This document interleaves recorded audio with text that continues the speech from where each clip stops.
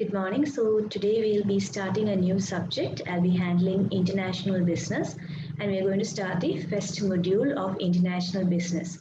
I've given the syllabus in the slide.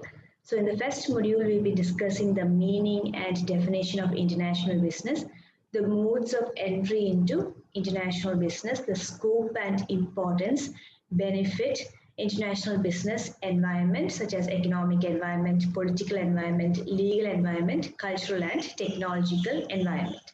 ഇത്രയും കാര്യങ്ങളായിരിക്കും module 1-ൽ നമ്മൾ ഡിസ്കസ് ചെയ്തത്. മെയിൻലി ഇന്റർനാഷണൽ ബിസിനസ് എന്താണെന്നും അതിന്റെ ബെനിഫിറ്റും സ്കോപ്പും ഇമ്പോർട്ടൻസും എന്താണ്, ബിസിനസ് എൻവയൺമെന്റിനെ പറ്റി നമ്മൾ ഡിസ്കസ് ചെയ്യും. അപ്പോൾ ഇത്രയും കാര്യങ്ങളാണ് ഫസ്റ്റ് മൊഡ്യൂളിൽ നമുക്ക് പഠിക്കാനായിട്ടുള്ളത്. So let's start.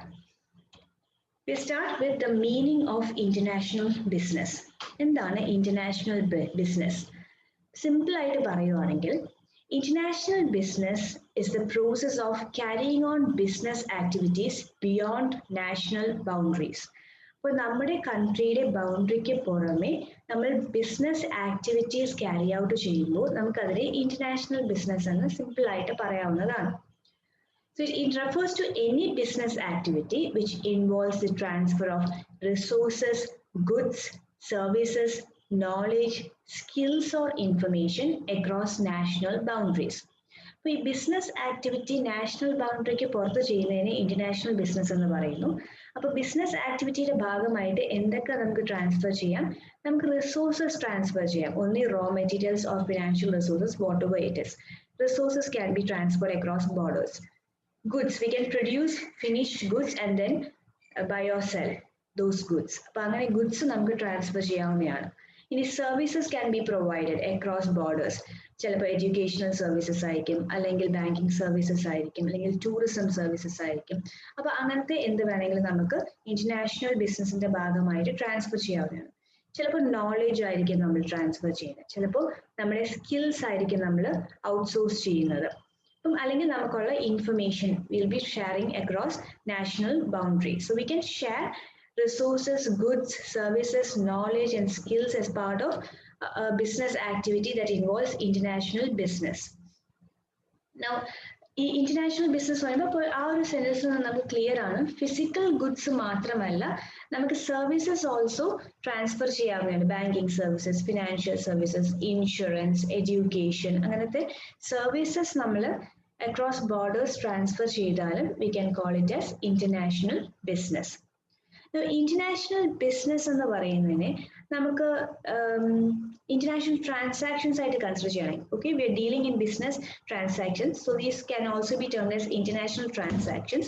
These international transactions can be classified into international trade and international investment. ഇപ്പോൾ നമ്മുടെ ഇന്റർനാഷണൽ ബിസിനസ് എന്ന് പറഞ്ഞാൽ ഇന്റർനാഷണൽ ട്രാൻസാക്ഷൻസ് ആണ്.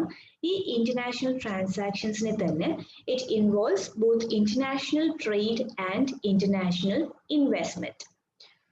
So what is international trade? It consists of export and import activities. Export എന്താണ്? Selling the goods produced in our country to foreign countries. We are selling your goods to a foreign country, it is known as export. Import എന്ന് പറഞ്ഞാൽ എന്താണ്? You are buying goods from a foreign country because you have shortage of that goods or because we lack the technology to produce that particular goods. We are going to buy it from a country which has already produced it, and that is known as import. ഇത് രണ്ടും അല്ലാതെ വേറെ ഒന്നുണ്ട്, entrepot, ENTREPOT. അതിന്റെ meaning എന്ന് പറഞ്ഞാൽ you will buy from one country and sell to another country. You are acting as an intermediary in between two countries. അത് ചിലപ്പോൾ സംഭവിക്കുന്നത് ഈ ആവശ്യമുള്ള കൺട്രിയും പ്രൊഡ്യൂസ് ചെയ്ത കൺട്രിയും തമ്മിലൊരു ട്രാൻസ്പോർട്ടേഷൻ പ്രോബ്ലം ഉണ്ടായിരിക്കും. അവർക്ക് അത് ഡയറക്ട്ലി അങ്ങോട്ടേക്ക് എത്തിച്ചു കൊടുക്കാനുള്ള ഒരു ഫെസിലിറ്റി ഇല്ലാത്തപ്പോൾ they will approach another country as an intermediary. ഇപ്പൊ എൻട്രി പോർട്ട് എന്ന് പറഞ്ഞൊരു ട്രേഡിങ്ങും ഇന്റർനാഷണൽ ട്രേഡിലുണ്ട്. സോ ലാസ്റ്റ് ഇയേഴ്സ് ക്വസ്റ്റ്യൻ പേപ്പറിൽ സെക്ഷൻ എയിലെ 2 questions ഇതായിരുന്നു. Define export, what is import? So you know what is export? Export is nothing but selling goods produced in a country to a foreign country. Import is nothing but you're buying goods from a foreign country. Next is international investment also forms part of international transactions. Now this international investment is the process of investing resources in business activities outside the home country. നമ്മുടെ home കൺട്രിക്ക് പുറത്തുള്ള home country എന്ന് പറഞ്ഞാൽ നമ്മുടെ സ്വന്തം രാജ്യം, ആ നമ്മുടെ business എവിടെയാണോ ബേസ് ചെയ്തിരിക്കുന്നത് ആ ഹോം കൺട്രിക്ക് പുറമെ ബിസിനസ് ആക്ടിവിറ്റീസ് ക്യാരി ഔട്ട് ചെയ്യാൻ വേണ്ടി നമ്മൾ റിസോഴ്സസ് ഇൻവെസ്റ്റ് ചെയ്യുമ്പോൾ നമ്മൾ അതിനെ ഇന്റർനാഷണൽ ഇൻവെസ്റ്റ്മെന്റ് എന്ന് പറയും. Now this investment can be in two ways. It could be either direct investment or portfolio investment. Direct ആയിട്ട് നമുക്ക് ഇൻവെസ്റ്റ് ചെയ്യാം, അല്ലെങ്കിൽ ഒരു പോർട്ട്ഫോളിയോയുടെ ഭാഗമായിട്ട് നമുക്ക് ഇൻവെസ്റ്റ് ചെയ്യാവുന്നതാണ്. ഒരു ഷെയർ നമ്മുടേതും എന്നുള്ള രീതിയിൽ നമുക്ക് ഇൻവെസ്റ്റ് ചെയ്യാവുന്നതാണ്. Now international ബിസിനസ്സിൽ ഇറ്റ് ഇൻവോൾവ്സ് ഇൻഡിവിജ്വൽസിന് ബിസിനസ് ചെയ്യാവുന്നതാണ് international business. Companies can do it, institutions can do it, even the government can engage in international business. Companies are the most significant players. ഈ പറഞ്ഞ കാറ്റഗറിയിൽ ഏറ്റവും കൂടുതൽ ഇതിലോട്ട് ഇറങ്ങുന്നത് കമ്പനീസ് ആണ്. Okay, so the next slide. We understood the meaning of international business. Meaning is nothing but engaging in cross-border transactions. അതിനെ നമുക്ക് ഇന്റർനാഷണൽ ബിസിനസ് എന്ന് സിമ്പിൾ ആയിട്ട് പറയാവുന്നതാണെന്ന് പറഞ്ഞു. Now what is the definition? See, international business can be defined as the process of focusing on the resources of the globe and objectives of the organization on global business opportunities and threats in order to produce, buy, sell or exchange goods and services worldwide. So നമ്മൾ എന്ത് ചെയ്യുന്നു? Global resources ഏതൊക്കെയാണെന്ന് മനസ്സിലാക്കുന്നു. All over the world എന്തൊക്കെ raw materials or resources available ആണെന്ന് മനസ്സിലാക്കുന്നു. നമ്മുടെ ഓർഗനൈസേഷന്റെ ഒബ്ജക്റ്റീവ്സ് സെറ്റ് ചെയ്യുന്നു. ഇനി നമ്മുടെ ഒരു ഗ്ലോബൽ ബിസിനസ് സെറ്റ് ചെയ്യുകയാണെങ്കിൽ ആ ബിസിനസിന്റെ ഓപ്പർച്യൂണിറ്റീസ് എന്തൊക്കെയായിരിക്കും, എന്തൊക്കെ ത്രെറ്റ്സ് ആയിരിക്കും നമ്മൾ ഫേസ് ചെയ്യുന്നത് നമ്മൾ മനസ്സിലാക്കുന്നു. ഇത്രയും ചെയ്യുന്ന എന്താണ്, റിസോഴ്സസ് എന്തൊക്കെയാണ്, നമ്മുടെ ഓർഗനൈസേഷന്റെ ഒബ്ജക്റ്റീവ് എന്താണ്, എന്തൊക്കെ ചാലഞ്ചസും ഓപ്പർച്യൂണിറ്റീസും ഒക്കെ കിട്ടും എന്നുള്ള രീതിയിൽ നമ്മൾ നോക്കുന്നത്. ഇൻ ഓർഡർ ടു പ്രൊഡ്യൂസ്, ഒന്നുകിൽ സാധനം പ്രൊഡ്യൂസ് ചെയ്യാൻ, അല്ലെങ്കിൽ ബൈ ചെയ്യാൻ, അല്ലെങ്കിൽ സെൽ ചെയ്യാൻ, അല്ലെങ്കിൽ എക്സ്ചേഞ്ച് ചെയ്യാനായിട്ട് goods or services buy, sell, produce or exchange ചെയ്യാൻ വേണ്ടി ഇത്രയും കാര്യങ്ങൾ ചെയ്യുന്നതിനെ നമ്മൾ ഇന്റർനാഷണൽ ബിസിനസ് എന്ന് പറയും. It's a process of focusing on the resources of the globe, the objective of the organization, global business opportunities and threats in order to produce, buy, sell or exchange goods services worldwide. അത് ഒരു definition. ഇനി ഒരാൾ പറഞ്ഞ definition ആണെങ്കിൽ there are a lot of definitions. I found this a bit simple, that's why I'm showing this. According to S. Hart, international business refers to all those business activities which involve cross-border transactions of goods, services, resources between two or more nations. But international business എന്ന് പറഞ്ഞാൽ എന്താണ്? It's a group of business activities that involve cross-border transactions. You're going to carry out transaction across borders. അതുകൊണ്ടാണ് നമ്മൾ അതിനെ cross-border transactions engage ചെയ്യുന്ന business activities എന്ന് പറയുന്നത്. അപ്പൊ എന്തൊക്കെ നമുക്ക് ട്രാൻസ്ഫർ ചെയ്യാം? Goods, services or resources can be transfer between two or more Nations. ഇനി ട്രാൻസാക്ഷൻസ് ഓഫ് റിസോഴ്സസ് ഇൻക്ലൂഡ്, ഈ റിസോഴ്സസ് ട്രാൻസ്ഫർ ചെയ്യുന്നതെന്ന് പറയുന്നതിൽ ഒന്നുകിൽ നമ്മൾ ക്യാപിറ്റൽ, അതായത് ഫണ്ട്സ് ആയിട്ടായിരിക്കും നമ്മൾ ട്രാൻസ്ഫർ ചെയ്യുന്നത്, അല്ലെങ്കിൽ ആളുകളുടെ സ്കിൽസ് ആയിരിക്കും നമ്മൾ ഔട്ട്സോഴ്സ് ചെയ്യുന്നത്, അല്ലെങ്കിൽ ആളുകളെ തന്നെയായിരിക്കും നമ്മൾ ഫോറിൻ കൺട്രീസിലോട്ട് അങ്ങോട്ടും ഇങ്ങോട്ടുമായിട്ട് നമ്മൾ എക്സ്ചേഞ്ച് ചെയ്യുന്നത്. For business activities, okay, for international production of goods and services. This is another definition of international business. Let's understand the evolution of international business. Meaning manslai, definition karanju. Next we are moving on to the evolution of international business. See, the first phase of globalization ഭാഗമായിട്ടാണല്ലോ international business ഒക്കെ വന്നത്. അപ്പോൾ the first phase of globalization എപ്പോൾ start ചെയ്തു എന്ന് ചോദിച്ചാൽ it began around 1870 and ended with World War I, which was in 1919. അപ്പോൾ World War Iന്റെ end വരെ ആയപ്പോഴത്തേക്കും നമ്മുടെ ഫസ്റ്റ് ഫേസ് ഓഫ് ഗ്ലോബലൈസേഷൻ എത്തിക്കഴിഞ്ഞു. ആ സമയത്തൊക്കെ ഇൻഡസ്ട്രിയൽ റവല്യൂഷൻ ഭയങ്കരമായിട്ടുണ്ടായിരുന്നു UK-യിലും ജർമ്മനിയിലും USA-യിലും ഒക്കെ. അപ്പോൾ ഇവരെന്ത് ചെയ്യുമെന്ന് വെച്ചാൽ റോ മെറ്റീരിയൽസ്, അവർക്ക് കുറെ കോളനീസ് ഉണ്ടായിരുന്നല്ലോ, ഇവർ കൊണ്ട് പിടിച്ചു വെച്ചിരുന്ന കുറെ കോളനീസ് ഉണ്ടായിരുന്നു. ഈ കോളനീസിൽ നിന്നുമെല്ലാം റോ മെറ്റീരിയൽസ് അവർ അവരുടെ കൺട്രിയിലോട്ട് ഇമ്പോർട്ട് ചെയ്യും, സാധനം പ്രൊഡ്യൂസ് ചെയ്യും. എന്നിട്ട് ഇവർക്ക് കസ്റ്റമേഴ്സ് ആയിട്ടുണ്ടായിരുന്ന ഫോറിൻ കൺട്രീസിലോട്ട് ഓവർസീസ് അവരത് കൊടുത്തുകൊണ്ടേയിരുന്നു. കസ്റ്റമേഴ്സ് എന്ന് പറയാൻ ഇപ്പം ഈ കൺട്രീസിനൊക്കെ തന്നെ വേറെ കൺട്രിയിൽ അവരുടെ തന്നെ കമ്പനിയുടെ ബ്രാഞ്ചസ് ഉണ്ട്. അപ്പോൾ അങ്ങോട്ടേക്ക് വേറെ കൺട്രീസിലുള്ള അവരുടെ കമ്പനിയുടെ ബ്രാഞ്ചസിലേക്ക് അവർ പ്രൊഡ്യൂസ്ഡ് ഗുഡ്സ് കുറച്ചും കൂടി ചീപ്പർ റേറ്റ്സിൽ കൊടുത്തുവിടാനായിട്ട് തുടങ്ങി. അപ്പോൾ കോളനീസിൽ നിന്നും അവർ റോ മെറ്റീരിയൽസ് എടുക്കുന്നു എന്ന് പറയുമ്പോൾ കോളനീസിന് അവർക്ക് വലുതായിട്ട് പൈസ ഒന്നും കൊടുക്കേണ്ട ആവശ്യമില്ല. അപ്പോൾ when raw materials are available at a cheap price, you can reduce the cost of production. When you reduce the cost of production, you can offer the goods at a affordable rate, or you can offer it at a price which is lower than the that is being offered by your competitor. അപ്പം ഇങ്ങനെയുള്ള countries അവരുടെ foreign ബ്രാഞ്ചസിലോട്ട് goods ഇങ്ങനെ കയറ്റി വിടാനായിട്ട് തുടങ്ങിയപ്പോഴത്തേക്കും ഏത് കൺട്രിയിലോട്ടാണോ ഈ finished goods വന്നത് ആ കൺട്രിക്ക് അതൊരു ചാലഞ്ചായി. കാരണം അവരുടെ ഡൊമസ്റ്റിക് കമ്പനീസിന് പിടിച്ചു നിൽക്കാൻ സർവൈവ് ചെയ്യാൻ പറ്റാതെ വന്നു. അവരുടെ ബിസിനസ്സിനെ അത് അഡ്വേഴ്സ് ആയിട്ട് എഫക്ട് ചെയ്ത് തുടങ്ങി എന്ന് കണ്ടപ്പോൾ ബാക്കിയുള്ള ഫോറിൻ കൺട്രീസ് എന്ത് ചെയ്തു? In order to protect their domestic production, they started setting up trade barriers.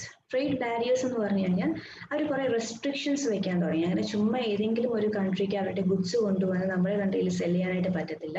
ഒന്നീ അവർ ലൈസൻസ് എടുക്കണം, അല്ലെങ്കിൽ ഇത്രയും ക്വാളിറ്റി മെയിൻറ്റെയിൻ ചെയ്തിട്ടുണ്ടായിരിക്കണം. അങ്ങനെ കുറേ കണ്ടീഷൻസ് പുട്ട് ഫോർവേഡ് ചെയ്യാൻ തുടങ്ങി. അങ്ങനെ ട്രേഡ് ബാരിയേഴ്സ് വന്നു. അപ്പോൾ ട്രേഡ് ബാരിയേഴ്സ് വന്നപ്പോൾ ഒരു നമ്മുടെ ഈ അഡ്വാൻസ്ഡ് കൺട്രീസ് ഉണ്ടല്ലോ, അഡ്വാൻസ്ഡ് കൺട്രീസിന് അതൊരു സീരിയസ് ആയിട്ടുള്ള സെറ്റ് ബാക്ക് ആയി. കാരണം അവരുടെ കൺട്രിയുടെ നീഡിനേക്കാൾ കൂടുതലാണ് മാനുഫാക്ചർ ചെയ്തുകൊണ്ടിരുന്നത്. They were producing in excess of their domestic demand. And international ട്രേഡിൽ ഒരു ഡിക്ലൈൻ വന്നപ്പോഴത്തേക്കും എവറി മാനുഫാക്ചർ ചെയ്ത് വെച്ച സാധനങ്ങളൊക്കെ അവിടെ അങ്ങനെ വിറ്റ് പോകാതെ കൂടാനായിട്ട് തുടങ്ങി. So in order to find a solution, they agreed to enter into an international cooperation regarding global trade. Global ട്രേഡുമായിട്ട് ബന്ധപ്പെട്ട് ഒരു ഇന്റർനാഷണൽ കോർപ്പറേഷനിൽ ഒരു പരസ്പര ധാരണയിലോട്ട് എൻ്റർ ചെയ്യാമെന്ന് അവർ തീരുമാനിച്ചു.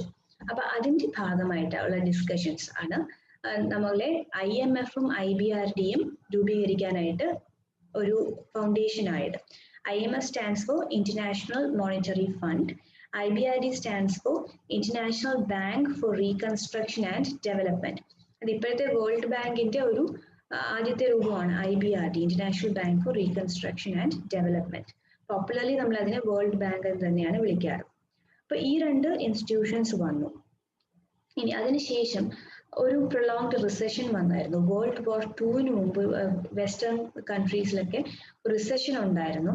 അപ്പോൾ 23 countries came together in 1947 to engage in negotiations, and they wanted to prevent protectionist policies and revive the economies from recession. അപ്പോൾ ഈ ഓവർ പ്രൊട്ടക്ഷനിസ്റ്റ് ആയിട്ടുള്ള പോളിസീസ് ഒക്കെ എടുത്തു മാറ്റി എക്കണോമിയെ റിവൈവ് ചെയ്യണമെന്ന ഉദ്ദേശത്തോടു കൂടി 23 countries എല്ലാവരും കൂടെ പലതരം നെഗോസിയേഷൻസിൽ എൻഗേജ് ചെയ്ത് ഒരുമിച്ച് വന്നു, അഡ്വാൻസ്ഡ് കൺട്രീസ്. അപ്പോൾ ഈ അഡ്വാൻസ്ഡ് കൺട്രീസിന്റെ എഫേർട്ടിന്റെ ഭാഗമായിട്ടാണ് general agreement on trade and tariff വന്നത്. Okay, so it provided a framework for engaging in international trade, General Agreement on Trade and Tariff. ഇനി കുറച്ചു കാലം കഴിഞ്ഞപ്പോഴത്തേക്കും it was replaced. 1995 General Agreement on Trade and Tariff was replaced by WTO, which stands for World Trade Organization. അപ്പോൾ അങ്ങനെ main ആയിട്ട് 3 international organisations ആണ് വന്നത്. International monetary fund, world bank, world trade organisation. അങ്ങനെ ഈ 3 മെയിൻ ഓർഗനൈസേഷൻസിന്റെ ഫലമായിട്ടാണ് globalisation എന്ന് പറയുന്ന ഒരു പ്രോസ്പെക്ട് അല്ലെങ്കിൽ ആ ഒരു ഓപ്പർച്യൂണിറ്റി ഓപ്പൺ ആയത്. The globalization promoted international business, particularly during the 1990s. അപ്പോൾ അത്രയാണ് എൻ്റെ ഒരു എവല്യൂഷൻ എന്ന് പറയുന്നത്. അപ്പോൾ ഒറ്റയടിക്കല്ല ആളുകൾ ഇന്റർനാഷണൽ ബിസിനസ്സിലോട്ട് എൻ്റർ ചെയ്തത്. The first phase was international trade to international marketing. So ആദ്യം ഒക്കെ പ്രൊഡ്യൂസേഴ്സ് എന്താ ചെയ്തതെന്ന് വെച്ചാൽ അവർ കുറച്ച് എക്സസ് പ്രൊഡ്യൂസ് ചെയ്യുമ്പോൾ അടുത്തുള്ള നെയ്ബറിങ് കൺട്രീസിൽ കൂടെ സെൽ ചെയ്യാനായിട്ട് തുടങ്ങി. അത് കഴിഞ്ഞപ്പോൾ അവർക്ക് മനസ്സിലായി എക്സസ് പ്രൊഡ്യൂസ് നമ്മൾ മാറ്റാൻ വേണ്ടി മാത്രം സെൽ ചെയ്യാതെ നമ്മുടെ ഡൊമസ്റ്റിക് പ്രോഡക്ട്സിന് കൂടുതൽ ഡിമാൻഡ് ഉണ്ടാക്കി കഴിഞ്ഞാൽ കൂടുതൽ നമുക്ക് ഫോറിൻ എക്സ്ചേഞ്ച് ഏൺ ചെയ്യാനായിട്ട് പറ്റും. അപ്പോൾ വേറെ ഫോറിൻ കൺട്രീസിലേക്ക് നമ്മുടെ പ്രോഡക്റ്റിന് ഡിമാൻഡ് ഉണ്ടാക്കാൻ വേണ്ടിയായിട്ടുള്ള എഫേർട്സ് ആണ് പിന്നെ തുടങ്ങിയത്. So it included arranging proper distribution channels, presenting your product in an attractive package, product development, setting attractive prices.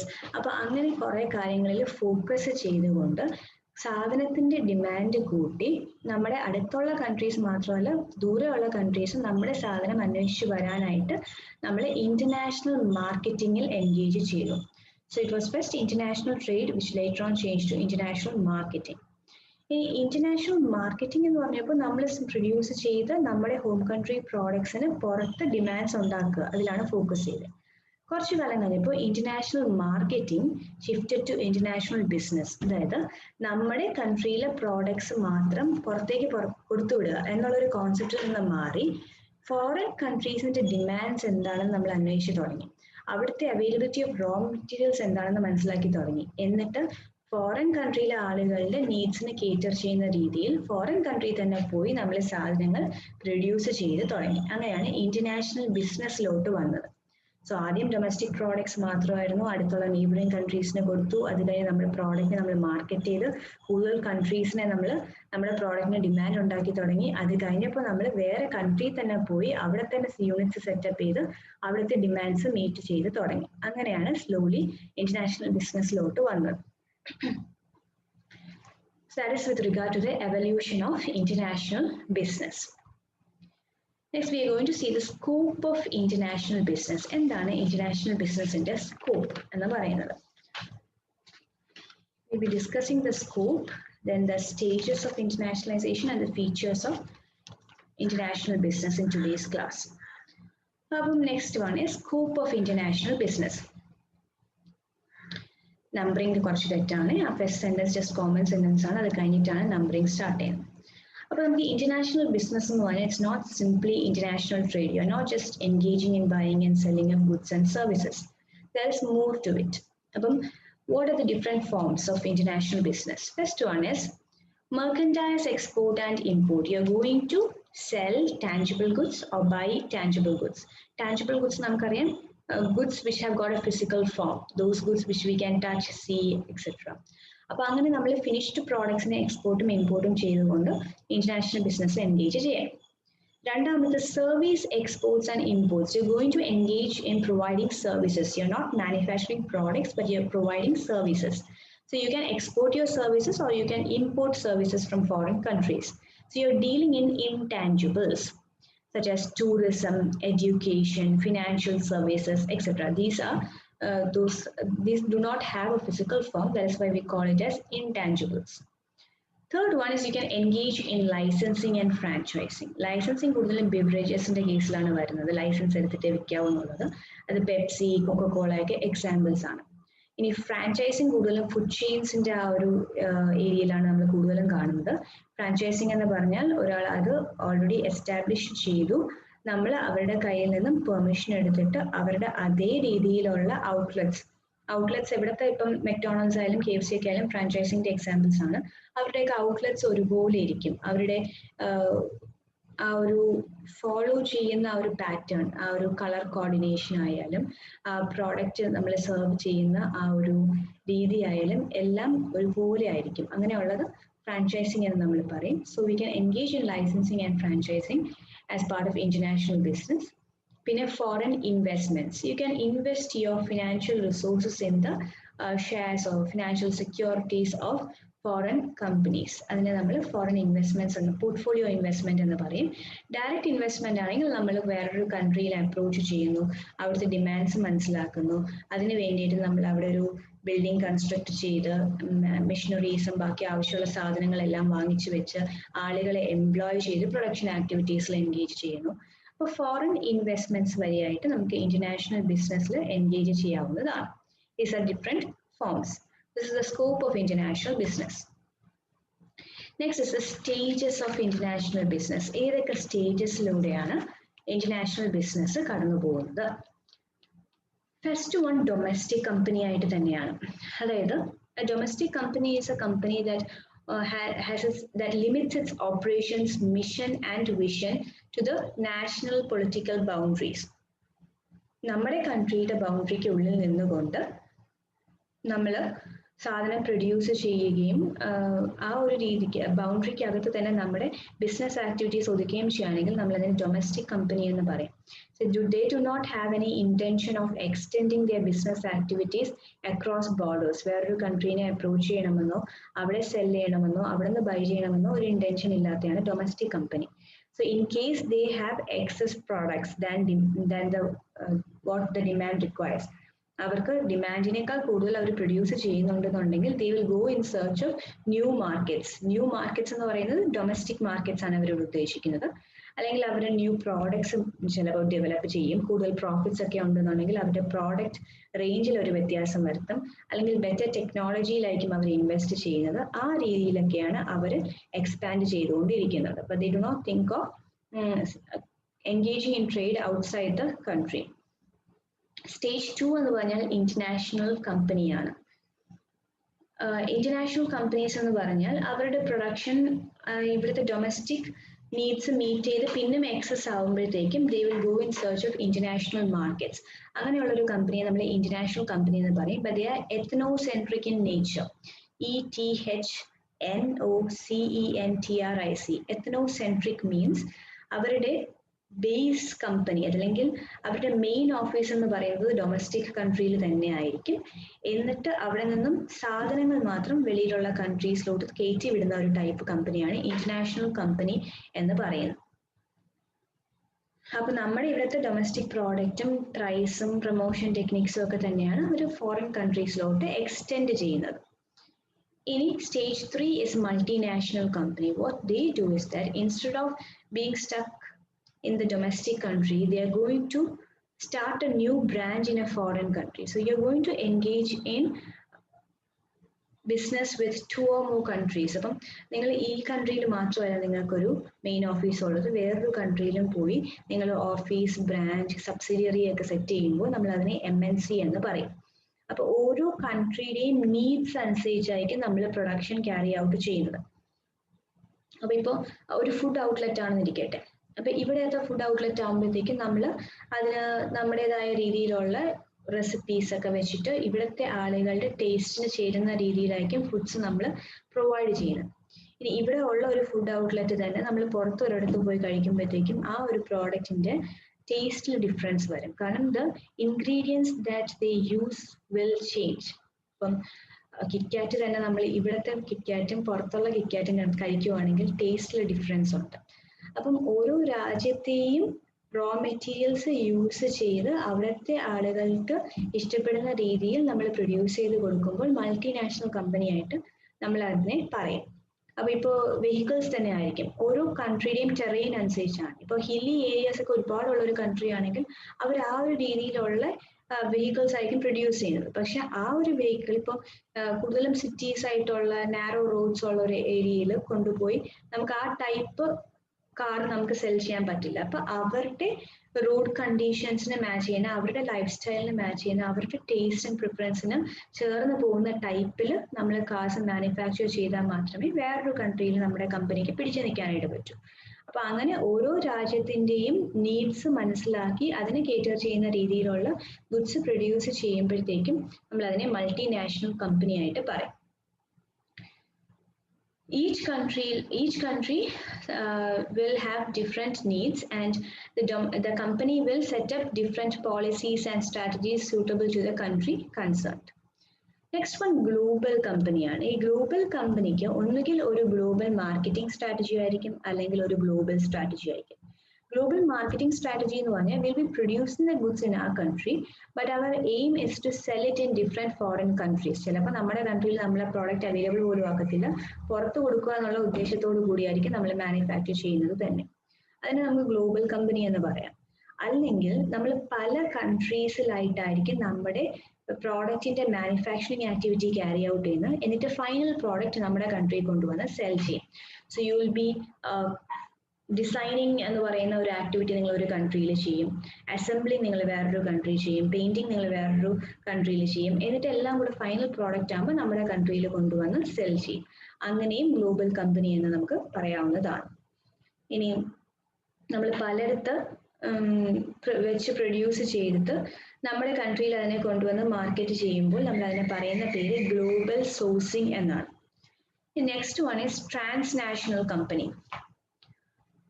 Transnational companies എന്ന് പറയുമ്പോഴത്തേക്കും നമ്മൾ ഡിഫറെൻറ്റ് കൺട്രീസിൽ നിന്ന് റോ മെറ്റീരിയൽസ് എടുക്കുന്നു, ഡിഫറെൻറ്റ് കൺട്രീസിലുള്ള ലേബറേഴ്സിനെ നമ്മൾ യൂസ് ചെയ്യുന്നു, ഡിഫറെൻറ്റ് കൺട്രീസിൽ നമ്മൾ ബ്രാഞ്ചസ് സെറ്റപ്പ് ചെയ്യുന്നു, സബ്സിഡിയറി സെറ്റപ്പ് ചെയ്യുന്നു, സപ്ലയേഴ്സ് പല കൺട്രീസിലാണ്, your customers is distributed across various countries, there are lot of distributors across foreign countries, you have got markets in different countries. അങ്ങനെ പലതും പല രീതിയിലും ഇന്റർ കണക്ട് ആയിട്ടുള്ള നെറ്റ്വർക്ക് ആയിട്ട് കിടക്കുന്ന കമ്പനിയാണ് ട്രാൻസ്നാഷണൽ കമ്പനീസ് എന്ന് നമ്മൾ വിളിക്കുന്നത്. These are the different stages of internationalization. Domestic company നമ്മുടെ ഡൊമസ്റ്റിക് കൺട്രിയിൽ മാത്രം സെയിൽ ഒതുക്കുന്നതാണ്. ഇന്റർനാഷണൽ കമ്പനി എന്ന് പറയുമ്പോഴത്തേക്കും നമ്മുടെ ഇവിടെ പ്രൊഡ്യൂസ് ചെയ്തിട്ട് എക്സസ് ഉള്ളത് പുറത്തും കൂടെ കൊടുക്കുന്നു. മൾട്ടിനാഷണൽ കമ്പനി ആകുമ്പം they will be setting up branches in 2 or more companies, അവിടുത്തെ നീഡ്സ് അനുസരിച്ച് സാധനം പ്രൊഡ്യൂസ് ചെയ്ത് കൊടുക്കുന്നു. ഗ്ലോബൽ കമ്പനി എന്ന് പറയുമ്പോഴത്തേക്കും ഒന്നുകിൽ നമ്മൾ ഇവിടെ മാനുഫാക്ചർ ചെയ്തിട്ട് വേറെ ഫോറിൻ കൺട്രീസിൽ സെൽ ചെയ്യുന്നു, അല്ലെങ്കിൽ ഫോറിൻ കൺട്രീസിൽ റിസോഴ്സ് എല്ലാം യൂസ് ചെയ്ത് ഫൈനൽ പ്രോഡക്റ്റ് ആകുമ്പോഴത്തേക്കും നമ്മുടെ കൺട്രിയിൽ സെൽ ചെയ്യുന്നു. ട്രാൻസ്നാഷണൽ കമ്പനി ആകുമ്പോഴത്തേക്കും എല്ലാം ഇന്റർ കണക്റ്റഡ് ആണ്. Customers, distributors, suppliers, everything is scattered across the globe. അങ്ങനെയുള്ളതാണെങ്കിൽ ട്രാൻസ്നാഷണൽ കമ്പനി എന്ന് പറയും. ഇനി last topic of today's class, features, nature or characteristics of international business എന്താണ്? But there are 8 features which I have listed out. We'll go through that and we'll end the class. Okay. The first one is large scale operations. Large scale operations എന്ന് പറയുമ്പോൾ international business എപ്പോഴും ഒരു large scale ആയിരിക്കും carry out ചെയ്യുന്നത്. If you want to compete with other countries' companies, your product should be available at a reasonable price. Reasonable price എപ്പോഴും കൊണ്ടുവരാനായിട്ട് നമുക്ക് economics of large scale production നമ്മൾ പഠിച്ചിട്ടുണ്ട്. അതിൽ എൻഗേജ് ചെയ്യണം. കൂടുതൽ പ്രൊഡ്യൂസ് ചെയ്യുമ്പോൾ പെർ യൂണിറ്റ് കോസ്റ്റ് കുറയ്ക്കാൻ പറ്റും. അപ്പൊ ആ ഒരു കോൺസെപ്റ്റ് മനസ്സിൽ വെച്ചിട്ടാണ് ഇന്റർനാഷണൽ ബിസിനസ്സിൽ മിക്കവരും ഇറങ്ങുന്നത്. So we can say one of the features is that production and marketing activities are conducted on A large scale. They will first cater to the local markets and then the surplus is provided to foreign countries. Next one, integration of economies ആണ്. ഞാൻ പറഞ്ഞു international ബിസിനസിന്റെ ഭാഗമായിട്ട് finance ഒരു കൺട്രീനായിരിക്കും raise ചെയ്യുന്നത്, ആവശ്യമുള്ള labour നമ്മൾ വേറൊരു കൺട്രീനായിരിക്കും എംപ്ലോയ് ചെയ്യുന്നത്, ഇൻഫ്രാസ്ട്രക്ചർ പ്രൊവൈഡ് ചെയ്യുന്ന വേറൊരു കൺട്രി ആയിരിക്കും, പ്രോഡക്റ്റിന്റെ ഡിസൈൻ നടക്കുന്ന ഒരിടത്തായിരിക്കും, അതിന്റെ ഡിഫറെന്റ് പാർട്സ് പ്രൊഡ്യൂസ് ചെയ്യുന്ന വേറൊരു കൺട്രി ആയിരിക്കും, അസംബ്ലിംഗ് നടക്കുന്ന വേറൊരു കൺട്രി ആയിരിക്കും. അപ്പം ഡിഫറെന്റ് എക്കണോമീസിനെ ഇന്റഗ്രേറ്റ് ചെയ്യുന്നു എന്നുള്ളത് അതിന്റെ ഒരു രണ്ടാമത്തെ ഫീച്ചർ ആണ്. മൂന്നാമത്തത് dominated by developed countries and MNCs. Developed countries ആണ് എപ്പോഴും ഇന്റർനാഷണൽ ബിസിനസിനെ ഡോമിനേറ്റ് ചെയ്യുന്നത്, because they have got more financial and other resources. അവരുടെ കയ്യിൽ റിസോഴ്സ് ഉണ്ട്, അവരുടെ technology is better developed than those of underdeveloped countries. Their research and development system is really good. They have access to highly skilled employees and managers. എന്തുകൊണ്ടാണ് skilled employees and managers developed countries ഉണ്ടെന്ന് പറയുന്നത്? ആ കൺട്രിയിൽ അത്രയും skilled ആളുകൾ ഉള്ളത് കൊണ്ടല്ല, but they can afford to pay high salary and other benefits to people who are the best. അപ്പൊ ഏത് കൺട്രിയിലുള്ള ആളാണെങ്കിലും അവർക്ക് ബെസ്റ്റ് പേ കൊടുത്ത് ആളുകളെ അട്രാക്ട് ചെയ്ത് ആ രീതിക്ക് ഹൈലി സ്കിൽഡ് എംപ്ലോയീസിനെ നിലനിർത്താനായിട്ട് അവർക്ക് പറ്റുന്നുണ്ട്. അപ്പോൾ ഇവർ പ്രൊഡ്യൂസ് ചെയ്യുന്ന ഗുഡ്സിനും അതേ രീതിയിലുള്ള ക്വാളിറ്റിയും കാണും, പ്രൈസും റീസണബിൾ ആയിരിക്കും. That is why they are able to capture and dominate the world market. Now, benefits to participating countries. Developed countries-നുള്ള benefit എന്ന് പറഞ്ഞു കഴിഞ്ഞാൽ they are the ones who are deriving the maximum benefits. Excess resources ഉള്ളതിനെ അവർ manufacture ചെയ്ത് വെറുതെ അവരുടെ കൺട്രിയിൽ pile up ചെയ്യുന്നതിന് പകരം അവർ വെളിയിലോട്ട് അത് കൊടുക്കുന്നു. ഡെവലപ്പിംഗ് കൺട്രീസിന്റെ ബെനിഫിറ്റ് എന്ന് പറഞ്ഞാൽ they will get foreign capital, technology, industrial development, etc. So whoever participates in international business, they are getting some benefit out of it. Now, keen competition means cutthroat competition ആണ്. Developed കൺട്രീസും developing കൺട്രീസിന്റെയും companies തമ്മിൽ നല്ല competition ഉണ്ട്. അപ്പോൾ developing countries find it more difficult to withstand the competition. Special role of science and technology. See, science and technology invest ചെയ്താൽ മാത്രമേ large scale production at reasonable price എങ്ങനെ ചെയ്യാൻ പറ്റുമെന്ന് മനസ്സിലാക്കാനായിട്ട് പറ്റത്തുള്ളൂ. അപ്പോൾ developed countries high technologies use ചെയ്യും, developing കൺട്രീസിന് അവരുടെ ടെക്നോളജി അവർ സെൽ ചെയ്യും. ആ ഒരു രീതിക്കാണ് പോകുന്നത്. Now, international restrictions. International business നമ്മൾ എൻഗേജ് ചെയ്യാൻ പോകുമ്പോൾ one of the barriers that you will face is international restrictions.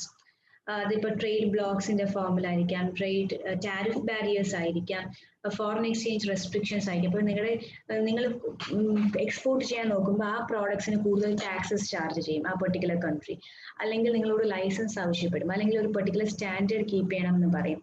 അങ്ങനെ പല രീതിയിലുള്ള restrictions ഫേസ് ചെയ്യുന്നു എന്നുള്ളതും another feature of international business ആണ്. Last one sensitive in nature ആണ്. സെൻസിറ്റീവ് നേച്ചർ എന്ന് പറഞ്ഞു കഴിഞ്ഞാൽ ഡിഫറെന്റ് കൺട്രീസിലാണ് നമ്മുടെ ബിസിനസ് ബേസ് ചെയ്തിരിക്കുന്നത്. അപ്പോൾ slight change in the economic policies, technology, political environment will have a huge impact on the business. അപ്പം international business engage ചെയ്യുന്നതിന് മുമ്പ് thorough marketing research should be carried out to find out and study these changes.